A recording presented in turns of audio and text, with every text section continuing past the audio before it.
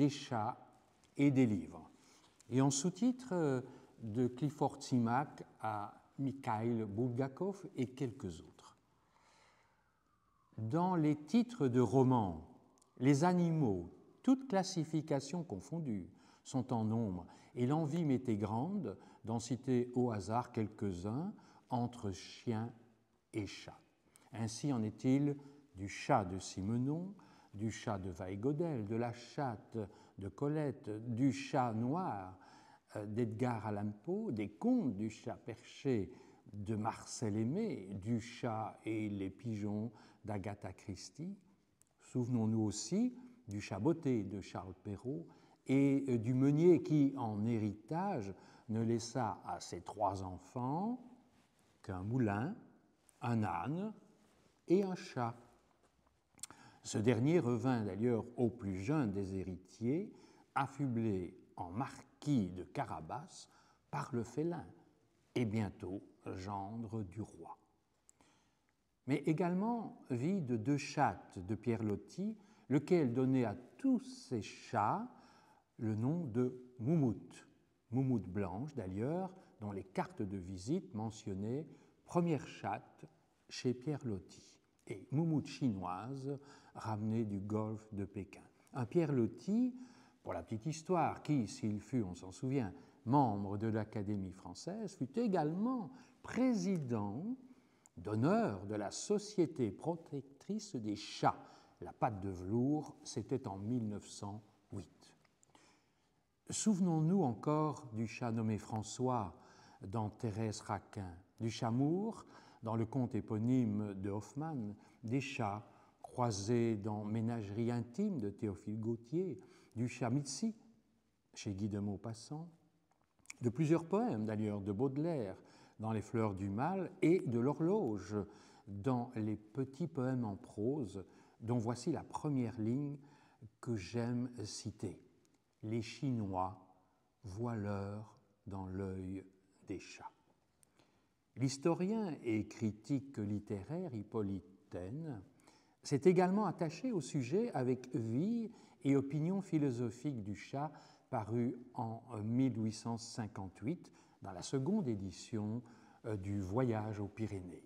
Au chapitre 5 de cet ouvrage, le chat de Taine rend compte des chants célestes qui inspirent ses congénères et qui font des hommes des envieux, c'est-à-dire la vue des étoiles et l'amour. C'est, et je cite le chat, c'est sur la cime des toits, dans la splendeur des nuits, quand tout le poil frissonne, que peut s'exhaler la mélodie divine. Par jalousie, ils nous maudissent et nous jettent des pierres. Qu'ils crèvent de rage. Jamais leur voix fade n'atteindra ces graves grondements, ces perçantes notes, ces folles arabesques, ces fantaisies inspirées et imprévues qui amollissent l'âme de la chatte la plus rebelle et nous la livrent frémissante, pendant que là-haut, les voluptueuses étoiles tremblent et que la lune pâlit d'amour. N'est-ce pas ce à quoi Baudelaire fait allusion dans son poème « Le chat » lorsqu'il parle de cette voix qui perle et qui filtre dans mon fond le plus ténébreux? Cette voix, précise-t-il dans ce même poème, qui endort les plus cruels maux et contient toutes les extases. Et les années passant, le chat d'Hippolyte Taine de nous transmettre cette confidence. Dégoûté des grandes passions, je renonçai à la musique et m'en retournai à la cuisine. Le dernier chapitre de Vie et opinion philosophique du chat se termine de la sorte, le monde étant un grand œuf brouillé. Arrivé à ce degré de sagesse, je n'ai plus rien à demander à la nature, ni aux hommes, ni à personne, excepté peut-être quelques petits gueuletons à la rôtissoire. Je n'ai plus qu'à m'endormir dans ma sagesse, car ma perfection est sublime, et nul chat n'a pénétré dans le secret des choses aussi avant que moi. Ce n'est pourtant pas, chers confrères, chères consoeurs, Ce n'est pourtant pas du chat que je vais vous entretenir plus longuement, mais bien du chien, et des romans, entre autres, de Clifford Simak, Bulgakov et d'autres auteurs. Cela dit en passant, le chat peut également s'enorgueillir de figurer sur de nombreuses couvertures de romans, et sans être exhaustif, et loin s'en faut. J'en citerai volontiers quelques-uns, et ici je ne parlerai même pas des auteurs belges, nous en parlerons plus tard. Un chien à ma table, de Claudie Hunzinger, qui fut le prix Femina en 2022, Un chien de saison, de Maurice Denusière, Histoire de chien, de Bernard Clavel, Chien blanc, de Romain Gary, Vie du chien Orla, de Renaud Camus, publié chez Paul, Maître et chien, de Thomas Mann, etc., etc. Lettre à mon chien, de François Nourricier, Le chien des Baskerville, évidemment, d'Arthur Conan Doyle, et évidemment aussi Chien perdu sans collier, de Gilbert Cesbron, qui était dans nos cartables d'adolescents. Alors, ils sont des dizaines aussi à mettre, non pas le mot chien, mais le prénom du chien sur les titres de couverture. Ainsi, je signalerai les Jules, chez Didier Van Coelhart, chez Roger Grenier, Les larmes d'Ulysse, Jacques London, évidemment, et ses romans, Michael, chien de cirque, Géry, chien des îles, et Croque-Blanc. Et du même, n'oublions pas L'appel de la forêt et Le chien Buck, croisement de Saint-Bernard et de Colly. Les expressions avec le mot chien foisonnent également, et je ne retiendrai ici qu'un seul titre. C'est un livre d'Esther Sarabul, et son titre c'est « Là où les chiens aboient par la queue ». C'est une expression dans le créole guadeloupéen signifiant un trou perdu, un lieu éloigné de tout. Mais arrêtons-nous à Simak, Bulgakov et ses quelques écrivains dont j'aimerais brièvement vous entretenir. Fils d'un émigré tchèque né en 1904 dans le Wisconsin et décédé en 1988, Clifford Simak est l'auteur d'une cinquantaine de romans et de recueils de nouvelles. Alors il est, avec Isaac Asimov, avec Arthur Clarke, avec Robert Heinlein, l'un des grands écrivains de l'âge d'or de la science-fiction. Demain, les chiens, dont je vais vous parler, est d'ailleurs considéré comme l'un des chefs-d'œuvre du genre. Pas étonnant d'ailleurs que Michel Houellebecq ait écrit, ne serait-ce que pour Demain les chiens, Clifford Simak mérite de rester dans l'histoire littéraire. Et pour la petite histoire, sachez qu'un astéroïde découvert en 2003 porte son nom. Mais de quoi s'agit-il dans ce recueil de 8 nouvelles, d'abord publiées entre 1944 et 1952 dans le magazine américain de science-fiction, et dont la première édition est parue en 1952 chez Gnome Press. C'est une suite d'histoires que les chiens racontent au coin du feu quand le vent souffle du nord. Chaque famille se réunit autour du foyer. Les chiots, assis en silence, écoutent, et le récit achevé pose mille et mille questions, telles que « c'est quoi l'homme ? C'est quoi une ville ? C'est quoi la guerre ?» Mais la question primordiale qui taraude les chiens est de savoir si l'homme a existé. Et le préfacier, lui-même chien, d'ajouter, et je cite, « Pour l'heure, faute de preuves concluantes, on s'accorde à répondre par la négative. L'homme a pu apparaître au tout début de la culture canine comme un être imaginaire, une sorte de dieu radical dont les chiens invoquaient l'aide et vers lequel ils se seraient tournés en quête de réconfort. Le temps nous étant compté, je m'en tiendrai aux seules nouvelles 3, 4 et 5, et respectivement intitulées « Le recensement, désertion et le paradis ». Dans le recensement, Richard Grant, c'est le recenseur chargé d'évaluer la population humaine non seulement son nom, mais aussi son organisation, ses idées et ses actes. Je vous rappelle que ce sont les chiens qui se racontent ces légendes. Grant croise Nathael, un chien qui répond à son salut. Il croit d'abord à un canular, à un ventriloquisme peut-être, mais ne voyant personne, doit bien admettre que le chien parle la même langue que la sienne. Certes, il y a beaucoup de mots qu'il ne prononce pas encore correctement, mais il parle et il emmène le recenseur chez Bruce Webster. Et Jenkins, le robot, qui s'occupe de la maison, apporte le whisky et parle également. Le soir venu, il est question de mutants avec lesquels Grant travaille, expliquant que, et je cite, « des aspects culturels inédits sont apparus, des formes littéraires portant l'empreinte indéniable de personnalités nouvelles, des musiques dégagées des modes traditionnels d'expression, des œuvres d'art différents de tout ce que l'on a pu voir par le passé, le tout anonyme ou du moins sous pseudonyme. » Quant à Bruce Webster, il est chirurgien et biologiste. Petite parenthèse, il y aura beaucoup de médecins dans cette conversation. Et c'est lui qui dote les chiens d'un appareil phonatoire et entend former avec eux une nouvelle espèce qui présiderait à la destinée de la Terre. Les chiens ont du caractère, dit-il, on le sent.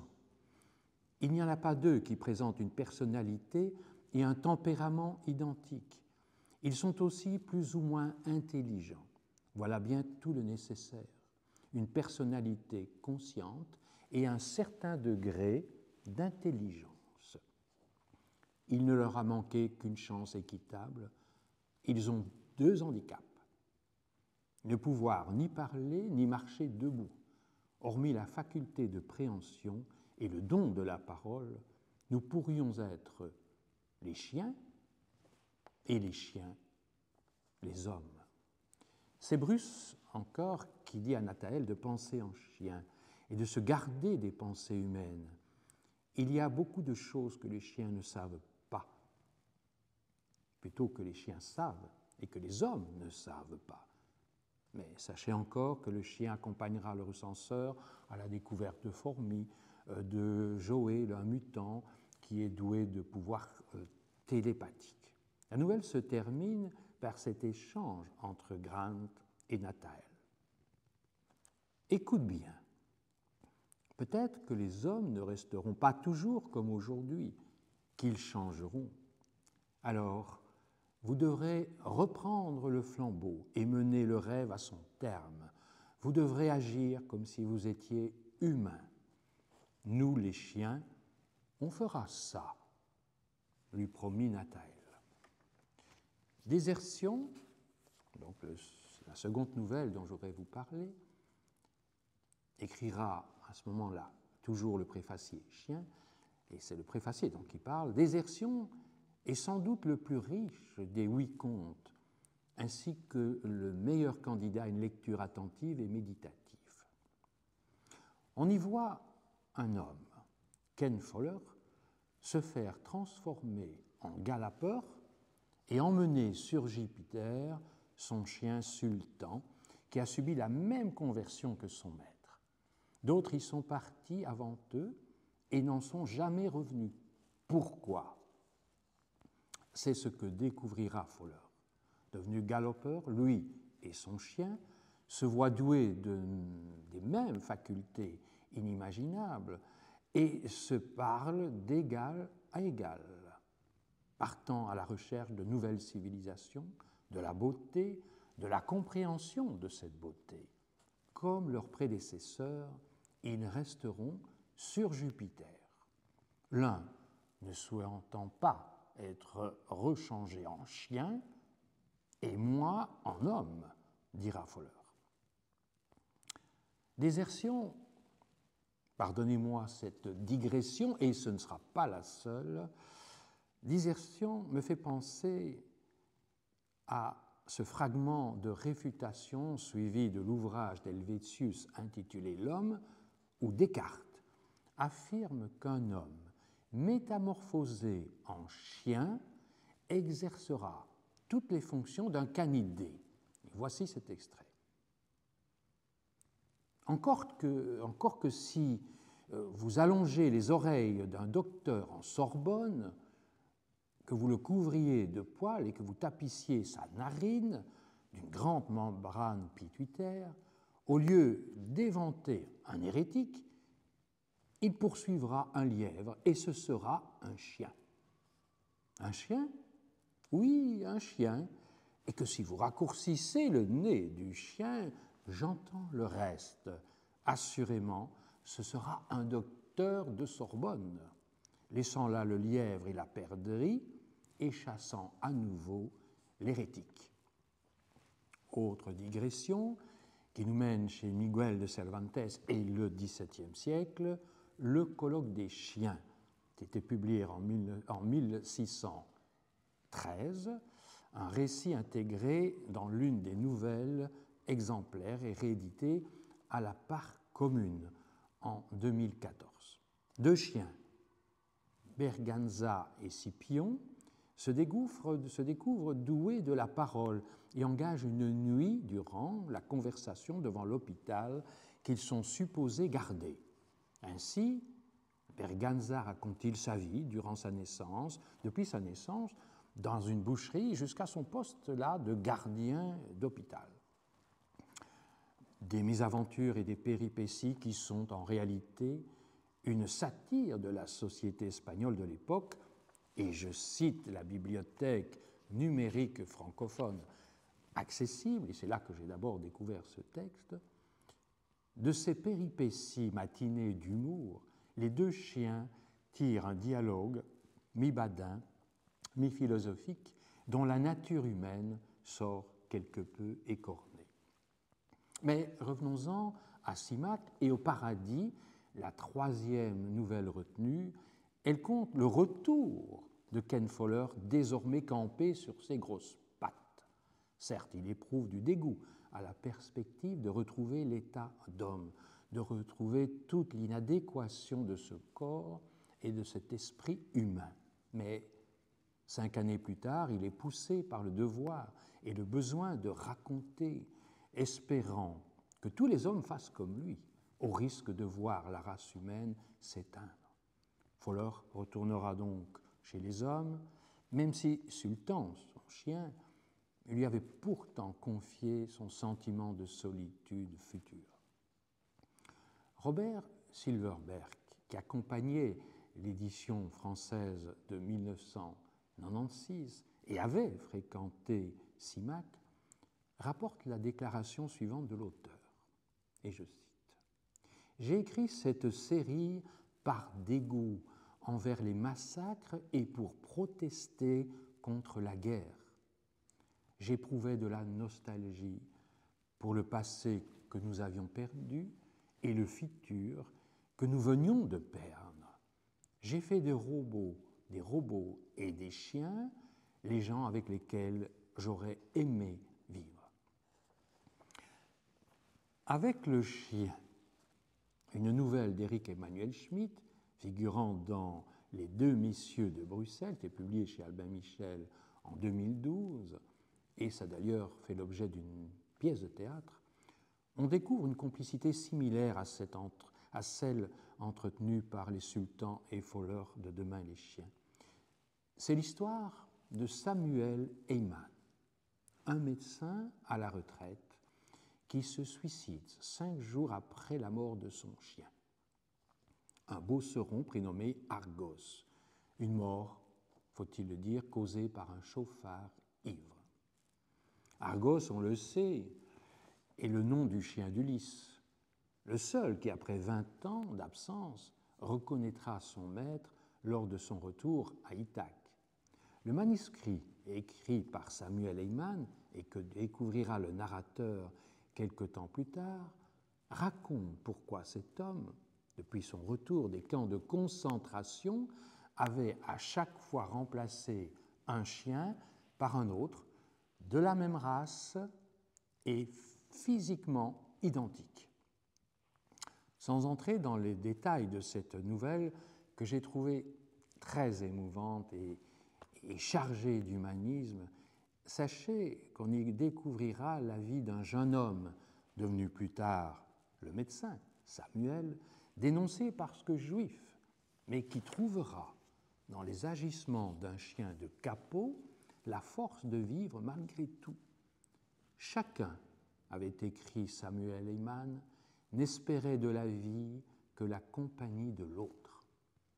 Sachez encore qu'au retour de l'abominable, Samuel avait un jour croisé Maxime de Cire, le notable de la région, mais aussi le mouchard, et qu'il s'en était failli de peu pour que Samuel le passe par les armes.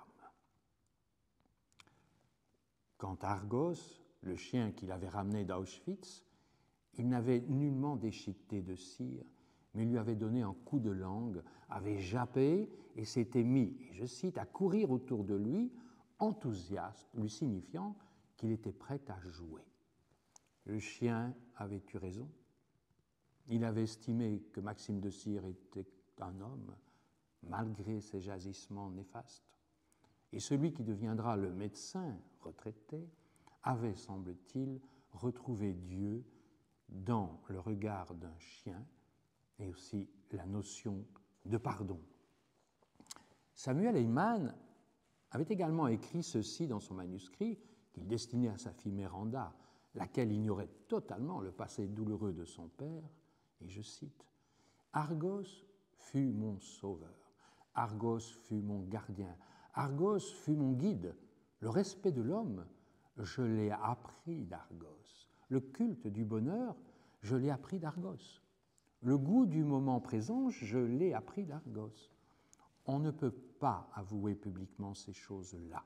Quiconque clamerait qu'un chien lui enseignât la sagesse passerait pour débile. » Le médecin s'était suicidé, trop âgé semblait-il, pour survivre à un nouvel Argos qu'il ne pouvait pas laisser parmi les hommes, que Samuel, lui, s'il restait seul, allait de nouveau haïr. Si les hommes, avait-il écrit, ont la naïveté de croire en Dieu, les chiens ont la naïveté de croire en l'homme. Mais tous les chiens n'ont pas en littérature cette sagesse-là. Celui que dépeint Mikhail Bulgakov est arrangé parmi les monstruosités. Cœur de chien est une nouvelle satirique de Bulgakov, écrite en 1925, qui devait paraître cette même année dans la revue Nedra, ça veut dire les entrailles. Hélas, elle fut jugée contre-révolutionnaire et ne parut en RSS qu'en 1987, dans le numéro 6 du journal Znamia. Elle était cependant déjà parue en anglais en 1968 et en français chez Champs Libres en 1971.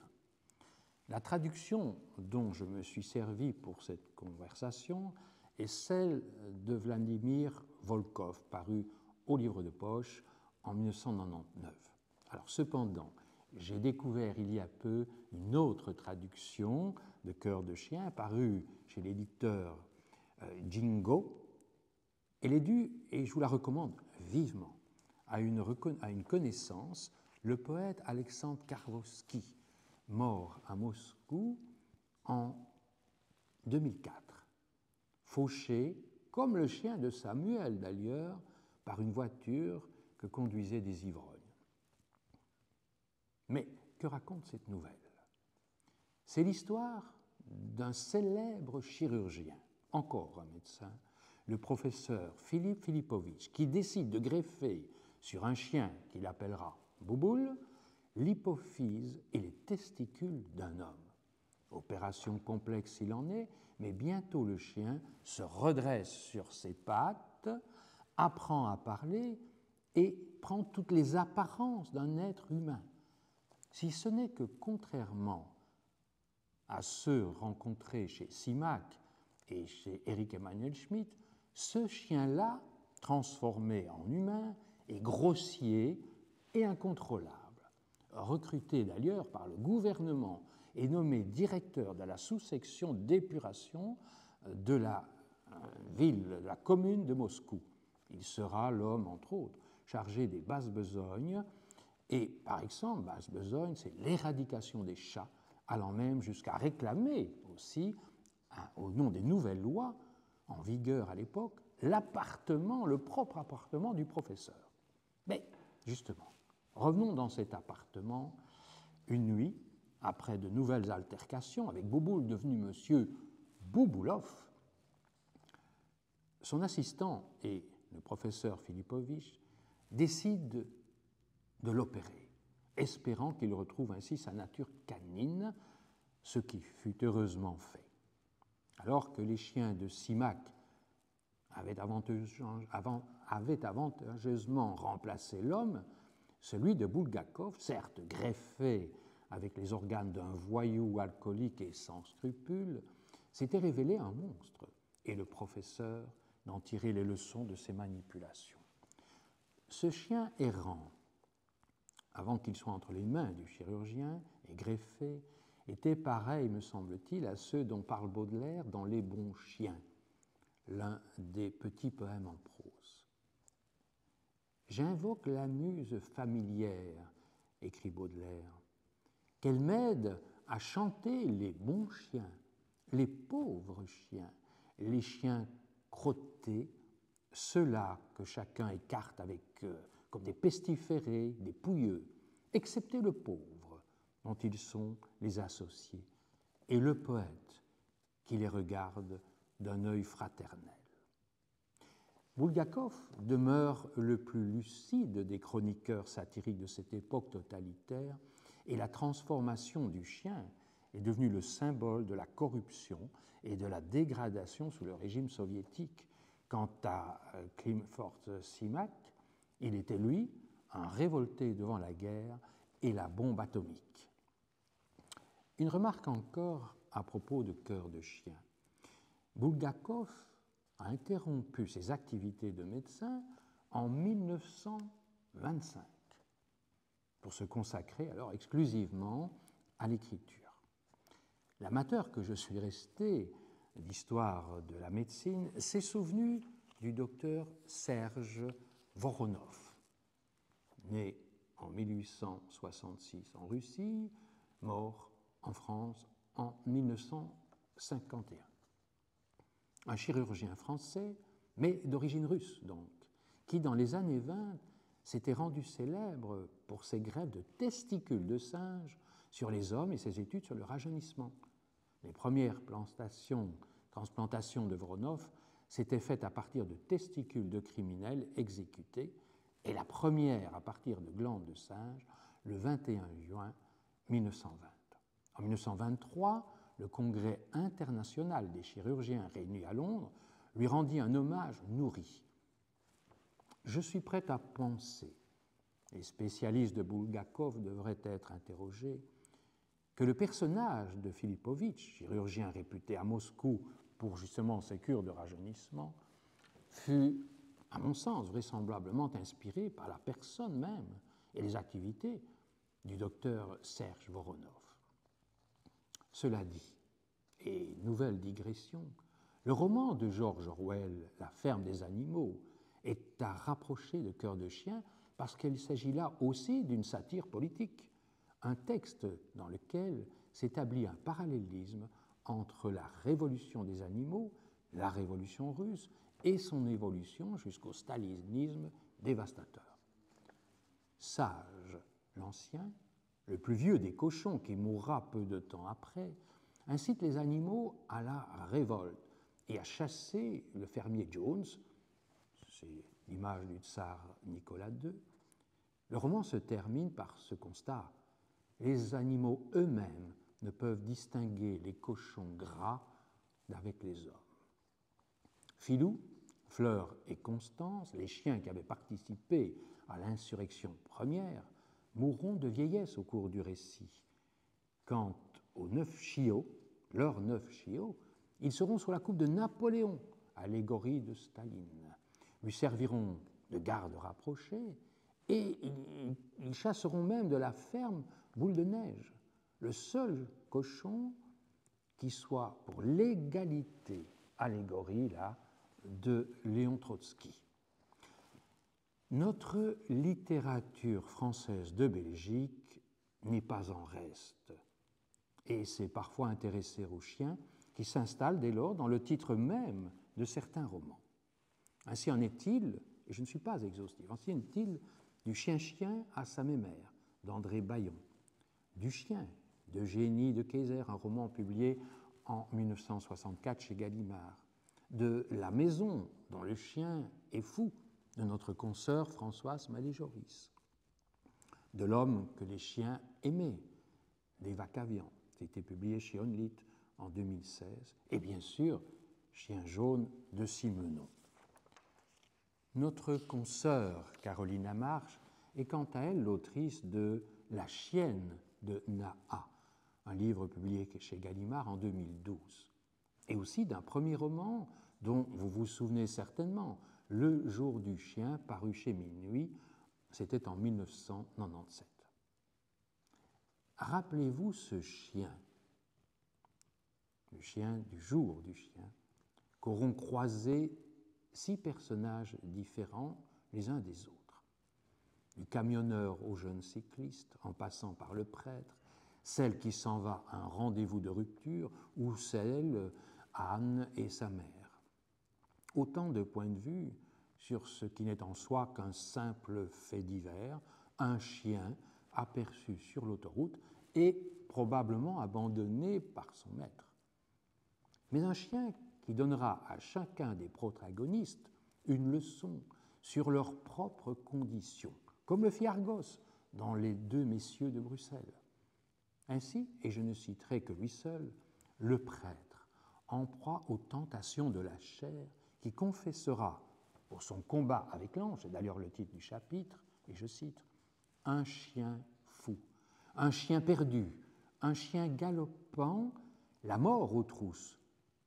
Voilà ce que je suis. » J'ai lu autrefois La chienne de Naha, et si ma mémoire est bonne, je ne crois pas y avoir croisé de chienne ou de chien, mais certainement une narratrice en quête du mot amour.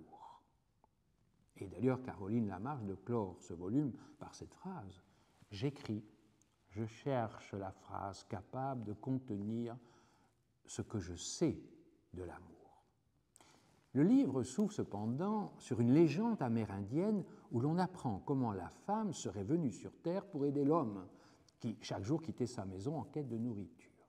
À son retour, la maison était bien rangée et le repas prêt.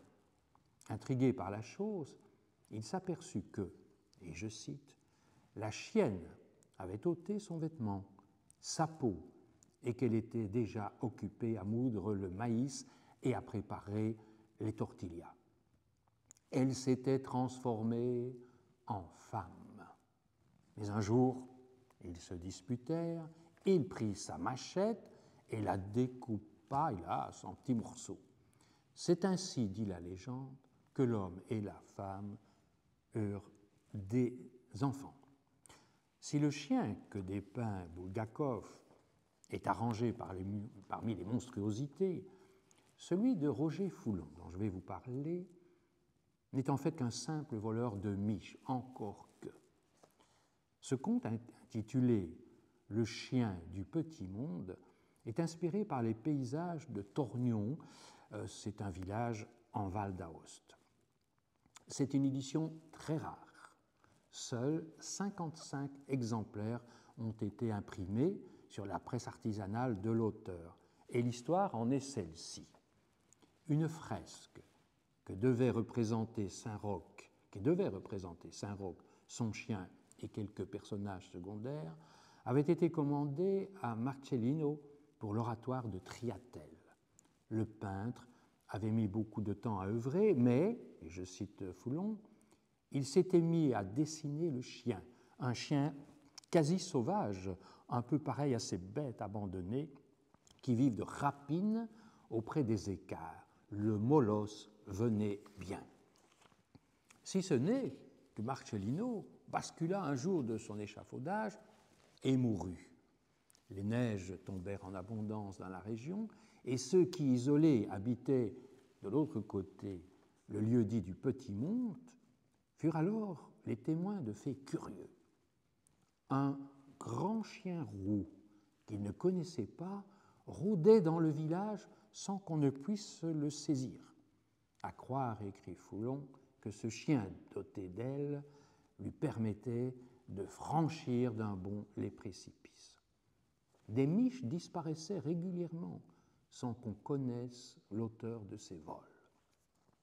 Mais un jour, Natalia, la fille d'Emilio qui s'était rendu à Triatel, rentra tout apeurée.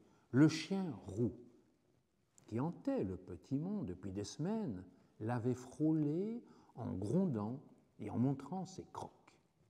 Or, Emilio, lui, avait bien vu la fresque, presque achevée. Seul manquait la miche dans la gueule du chien. Il voulut aller vérifier, croisant au passage cet énorme chien avec, et je cite, dans la gueule une masse noire. Et, chemin faisant, s'apercevant que la neige était parsemée de marques d'étoiles, celle d'un chien, gros bourrelet à l'arrière et 4 auves en trèfle, formant fleurs partout. Fin de citation. Arrivé devant l'oratoire, force fut de constater que le chien roux était bien en place auprès de Saint-Roch. Mais l'animal semblait plus vivant que nature, essoufflé et tenant un pain rond, la miche, dans sa gueule. Quant à Roch, il tendait la main vers cette miche. Le chien de Roger Foulon était certes un voleur, mais peut-être l'était-il pour la bonne cause. J'ai évoqué Bulgakov, j'aurais pu citer simplement le titre d'Anton Tchekhov et son récit « La dame au petit chien » paru en 1899. Une nouvelle dont Vladimir Nabokov disait qu'elle était l'une des meilleures jamais écrites. Elle a été adaptée d'ailleurs au cinéma plus d'une fois, et entre autres dans ce film intitulé Les chiens noirs, c'était en 1987, avec Marcello Mastroianni. Le cinéaste d'ailleurs, Nikita Mikhalkov, s'étant d'ailleurs inspiré non pas simplement de La Dame au petit chien, mais aussi d'autres nouvelles comme Ma femme et Anne au cou. Alors, cette nouvelle encure à Yalta Dmitri Gourov, qui avait remarqué la jeune femme séduisante, cette petite dame avec son chien, attira doucement le loulou, écrit Tchekhov, et quand celui-ci approcha, il le menaça du doigt. Le chien grogna. Gourov répéta le geste. La dame l'aperçut et baissa les yeux. « Il ne mord pas, dit-elle en rougissant. Leur histoire d'amour commençait avec un os donné au chien. Mais pour rester dans le domaine fantastique, et toujours à Saint-Pétersbourg, c'est encore un autre auteur russe que je voudrais trop brièvement citer, Ivan Tourgueniev, et son récit « Le chien », publié en 1866 dans la Gazette de Saint-Pétersbourg. Porphyre Kapitonich, un ancien hussard et propriétaire terrien, raconte qu'il a autrefois vécu un phénomène surnaturel. Une fois couché, il entend un chien remuer sous son lit, mais la bougie rallumée, il ne voit rien. La bougie éteinte, le chien se manifeste de manière plus brillante encore que jamais, grattant le sol de ses pattes et même renversant une chaise. Mais la bougie, une fois rallumée encore, toujours rien, ni sous le lit, ni dans la chambre. Un sage consulté propose de prier les saints d'icônes, mais Porphyre, lui, achète plutôt un chiot qui, quelque temps après, se fera dévorer par la bête monstrueuse. Porphyre, lui, avait ainsi survécu.